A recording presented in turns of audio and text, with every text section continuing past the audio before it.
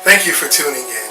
We're here with an intimate moment and a major opportunity to talk to someone who has been a pinnacle of being able to represent what is culture and class in the African American community. We're here with the Honorable Amina Baraka.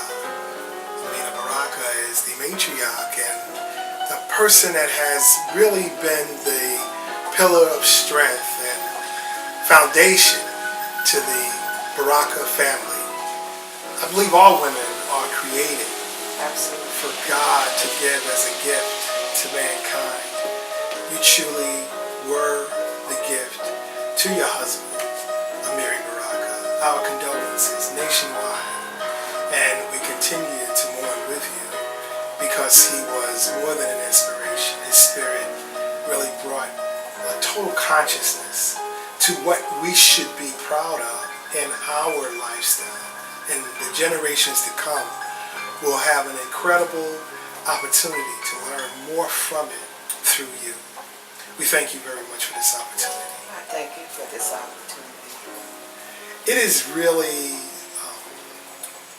special because we're in a room that you and your husband spent more time intimately embellishing all of the wonderful arts and culture that put together the strong foundation that the both of you pioneered in relationship to establishing methods of making people proud of the African American culture. And from that inspiration, we learn that it is more than just a matter of being mad at the world, but it's a love for creativity and an understanding of what God-given talents that we have as African American people. You now are going to have to carry that torch. How have you been able to establish a way to feel that it is not going to be a burden? It's not going to be. It was always that we had to make a lot of decisions. And we made it in the interest, not of our personal lives, because you don't really want to know about that, but in terms of our commitment as a family. It is not a wonder that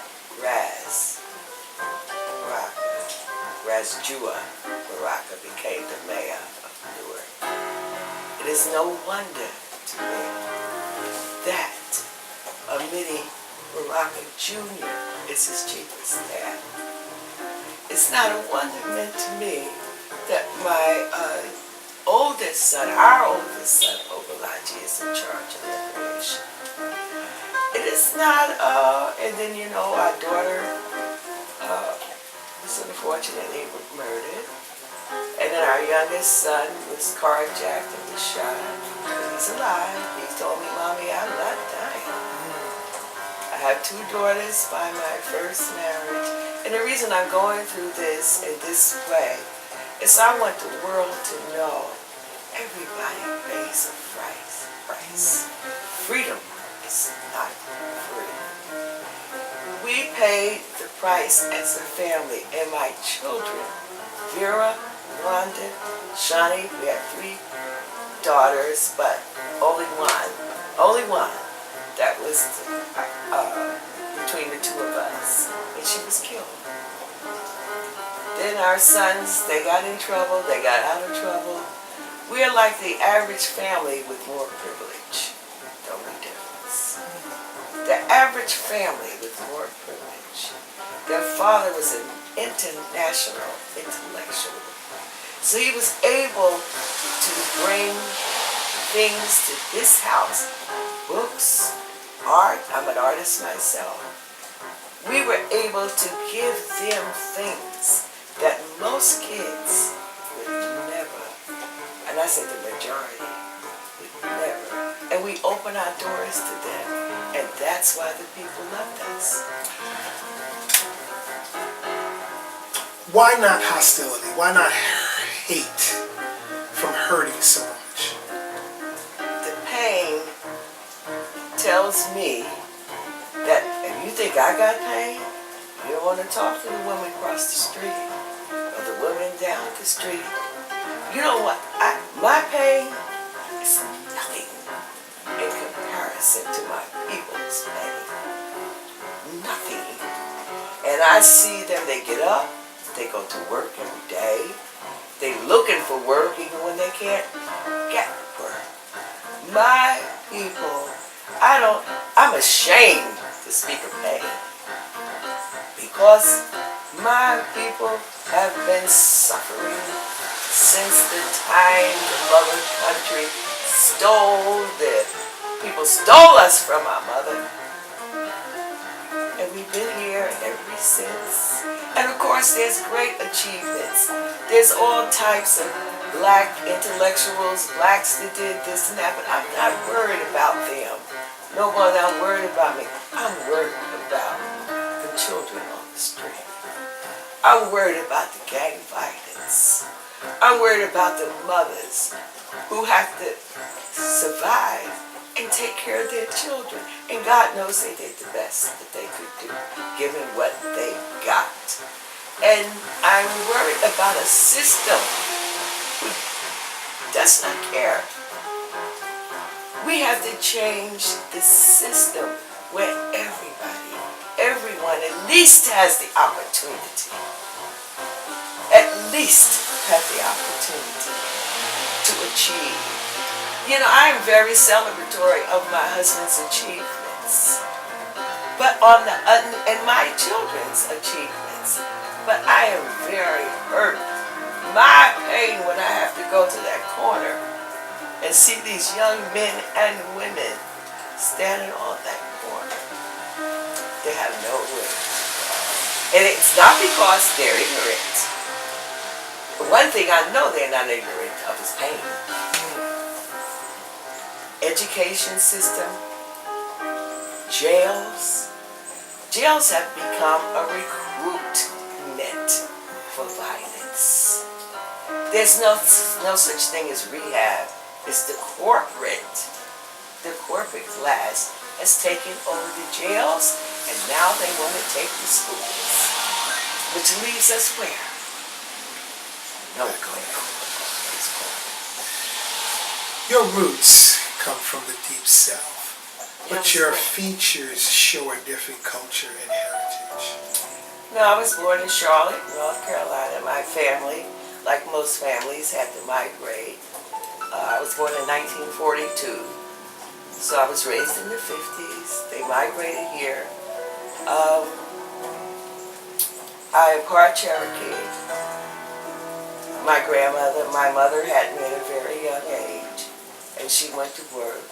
And she's always took care of her children, but I am the oldest, and she wasn't old enough. So I was raised by my grandparents, and my grandmother was very, very proud of the fact that she was part Native American. And she taught me. And she did not care too much about cowboy and Indian movies. Because there was never an Indian winning. The Indian didn't win, they weren't even Indians. Oh, really? No. And you can't, and most Afro-Americans, and this is one thing, and I think Raz has been able, as the mayor of this city, to bring this together. There's no such thing as purity. Ain't nobody pure, and I will say that, ain't nobody.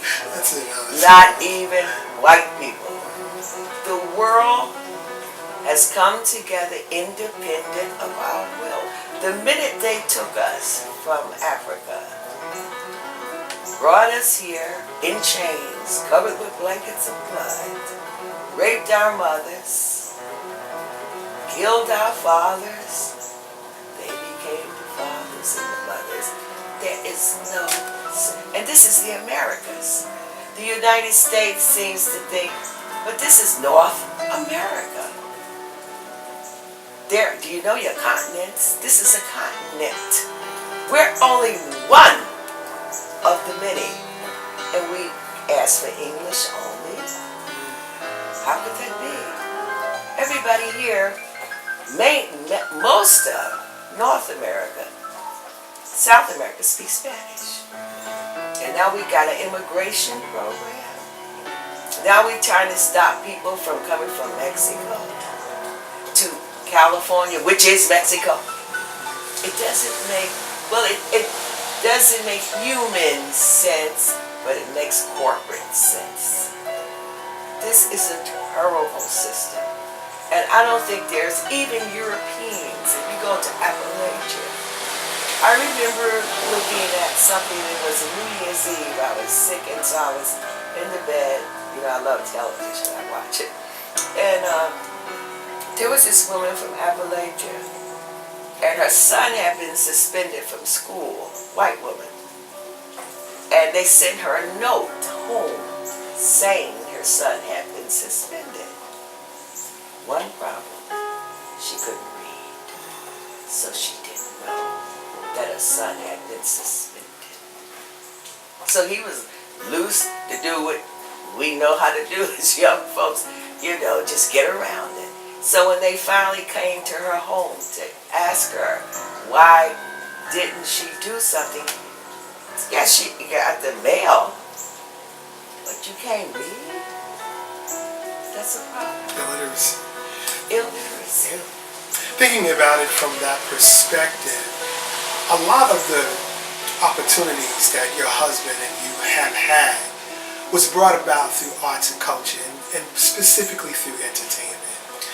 Knowing how well that has been useful in bringing our culture to a level of competency, how do you think it magnifies the efforts of the work that you still have to continue to work on? First of all, you have to have powers. That's why I think the mayor, Amina Baraka, seek those powers. Because you can be a great pianist, you can be a great painter, you can be a great artist. If you think about the stories that you've had to hear, people like Duke Ellington or Billie Holiday, or these people had to go through back doors and do this. Wow. And then afterwards, their culture is like taken, stolen, and the very people who wouldn't have let them sleep in a hotel or have a sandwich has co-opted it and in charge of it, and you can't get a job unless you leave the United States of America. You have to go to Japan, Germany, France, anywhere, but here. But here. And you tell me, that's not privilege, that's oppression, exploitation. This country has exploited us, from picking cotton to singing a song or playing music or painting a picture. They have exploited us, and they will continue to do it without power. These black mayors, and then we had to fight for that. We had to fight for everything we got. We may not have gotten everything we fought for, but I tell you, we fought for everything we got. Consciousness. Black consciousness is very important. I go to South Africa with Stephen Biko and the Black Consciousness Movement. I go to the Black Arts Movement, Black Consciousness Movement. People have to know what is happening to them. There's nothing wrong with us. It is nothing wrong with them kids out in the street.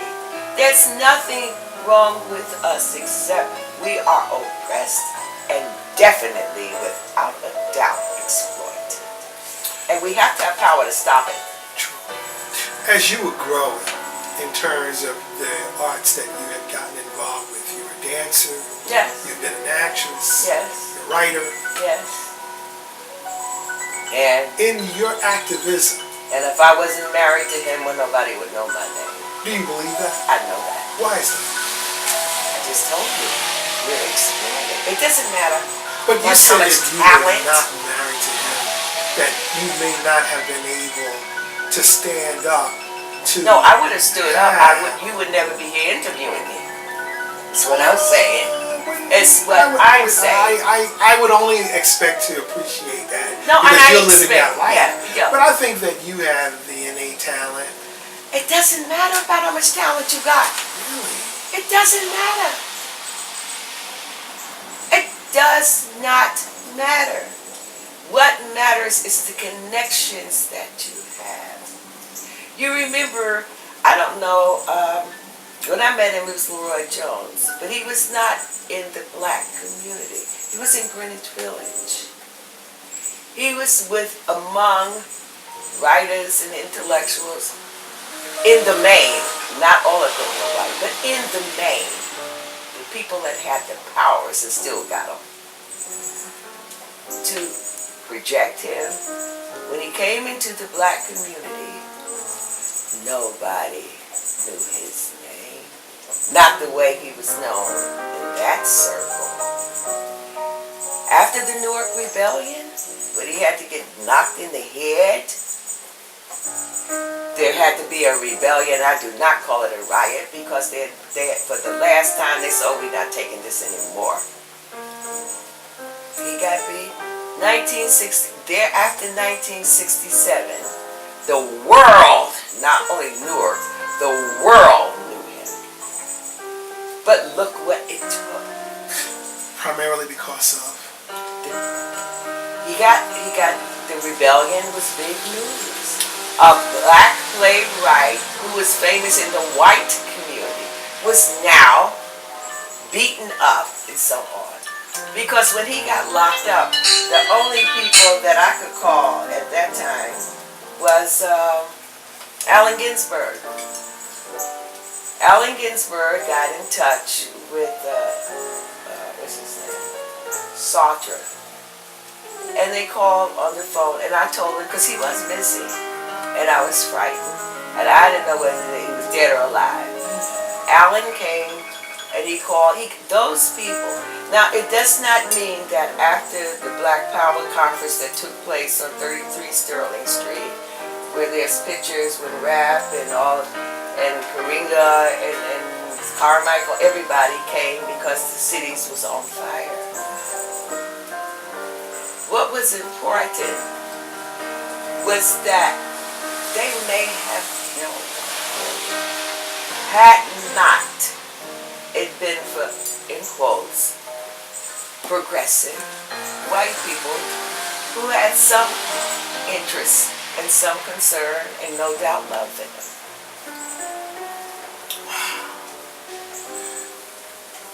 Understanding the relationship of how it catapulted his popularity, it still needed to have the true essence of his concern for the community.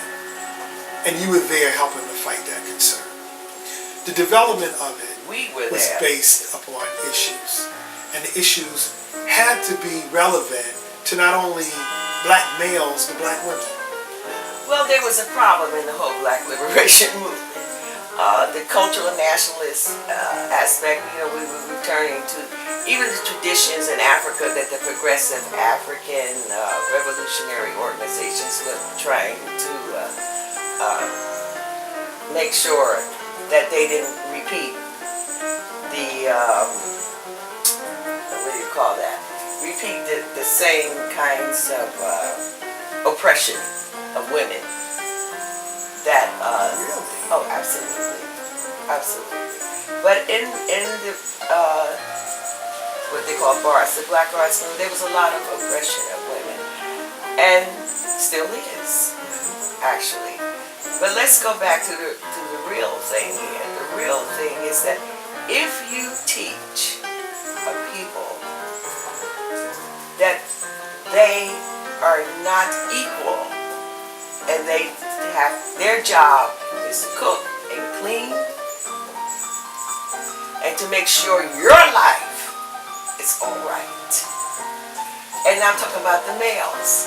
Then they have to have somebody, since they're supposed to be at the chauvinist in charge of the house. And then there are women, so let me tell you, exploitation does nothing but fix it so you exploit the next person. The class question is always in it. People look for other people. And I think that happens even in the white community, by the way. You look for somebody else that will do the work you don't want to do. And it doesn't matter how much talent you have. It doesn't matter. What matters, do you have the power to speak for yourself? Do you have the power to insist that I will not be exploited? I will not die like a dog. Claude McKay's farm, I will not. If we must die, let it not be like animals. And that's a paraphrase. Somebody better read that poem, if we must die. In looking at your life and understanding many of the tragedies that had occurred, I still remember vividly, after your daughter was murdered, how you stood by the casket and held her hand. It was very symbolic, but I know that it was a hurt. A mother's will to continue to show the effects of the relationships of how society itself alienates women who were part of the culture that she was part of. The dynamics of it really... Yes, my daughter was gay. And the question is, what was the real message that you were giving to us at that time? That we are human beings and that we must not forsake people, and particularly mothers. You don't do this, you don't. You don't hurt people because of the complexion of their skin, because of their class, or because of their sexuality. That is not your business. Your business is to create a society in which everyone can live in peace. I know it sounds like, there she goes, but it can happen. It can happen. It's happening in Cuba. It's happening in Cuba. The thoughts of relating to it and what really transpired to the kind of image that Roz himself was able to portray is now transcending, like you say, where it's more of a dynamic of showing that it's not just black or white, but we are a conglomerate of different lifestyles. It's humanity he's fighting for. It's humanity he's fighting for. I do not want. I was so proud. Even when he ran, I said, "Oh Lord, please don't let that happen to him."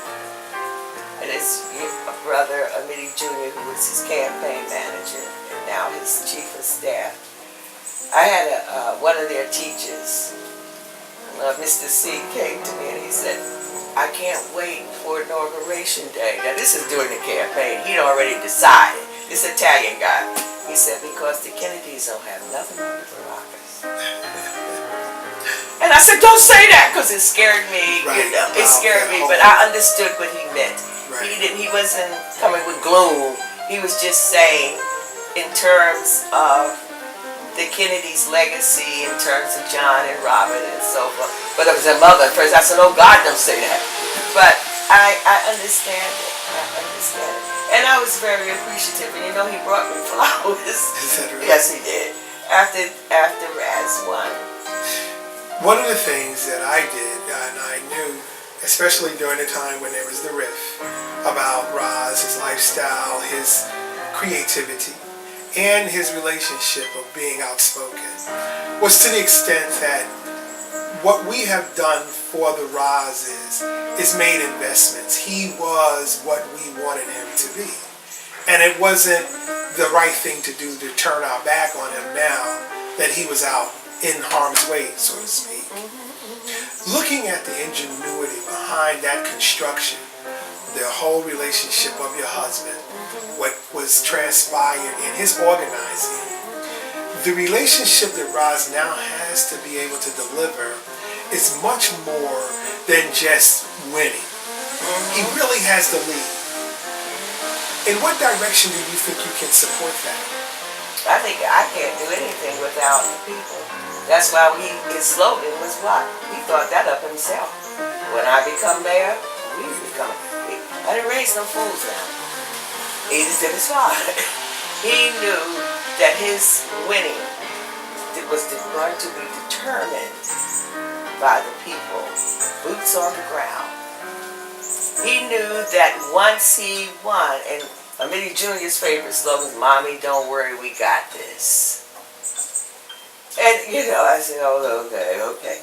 But inauguration day, and they said, "Amina, your son is the mayor-elect." I said, "But I will not be happy until I see him put his hand on that Bible and make that swearing in."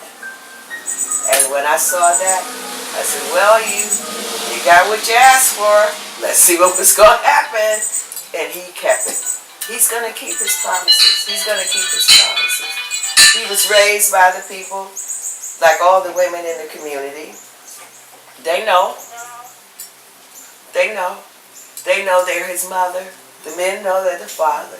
We have an investment here.